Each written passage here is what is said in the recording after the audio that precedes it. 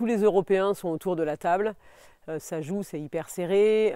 Je la tiens en revers. Je suis en revers-revers, je suis plus forte qu'elle. Dès que ça va en coup droit, j'arrive à la mitrailler. Et mon gros souvenir, c'est qu'à l'époque, la numéro 1 mondiale, incontestée, grande championne, c'était Deng Yaping, qui était là, qui était affolée parce qu'en fait, je tenais la chinoise au coude à coude.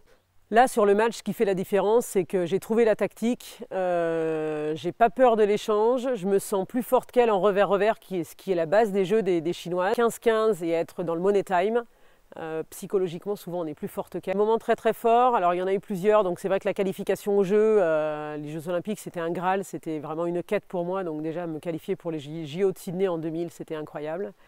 Et ce qui m'a vraiment marqué, c'est une chose qu'on attend tous quand on est sportif. Moi, je l'avais vécu à la télévision. C'est cette arrivée dans le stade pour l'inauguration des JO.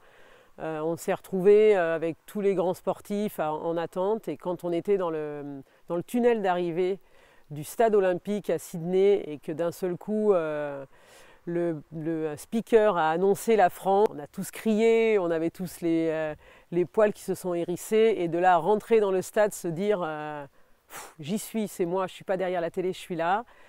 C'était incroyable, avec la famille en France au téléphone qui nous appelait en disant on te voit à la télé. Enfin, c'était un moment, vraiment un très gros moment, quoi. Et faire les Jeux, c'est incroyable. Faire une médaille aux Jeux, on passe dans une autre sphère. Mais déjà participer aux Jeux et puis faire participer aussi toute sa famille, tous les gens qui t'ont aidé quelque part, c'est vraiment quelque chose d'extraordinaire.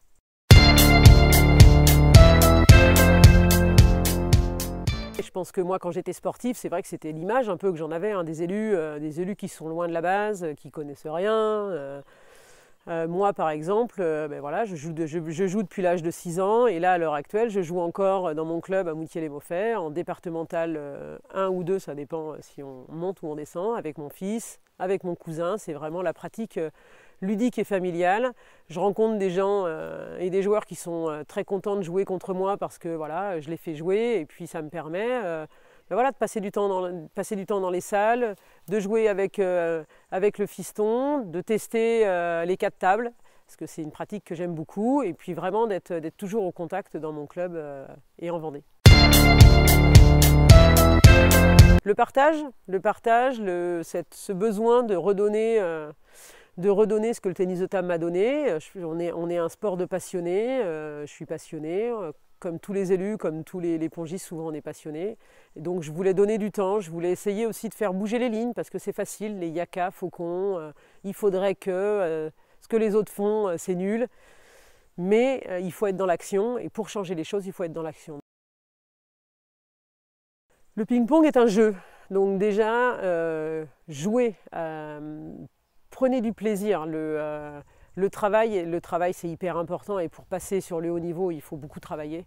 Mais quand même, la base du tennis de table, c'est un jeu, c'est ludique. On a la chance d'avoir un sport qui est extrêmement ludique. Et je pense que grâce à ça, c'est aussi ce qui peut faire peut-être la différence avec les autres. C'est ce côté jeu, ce côté passion qu'on peut avoir. Et quand on a la passion de quelque chose, c'est plus facile de s'entraîner, c'est plus facile d'avoir mal parce que du coup, ça passe tout seul. Donc, amusez-vous. Travaillez bien évidemment et puis ayez confiance en vous. Le tennis de table, c'est un duel. Il y a une dimension tactique qui est énorme et ça, il ne faut pas l'oublier, c'est vraiment quelque chose d'important.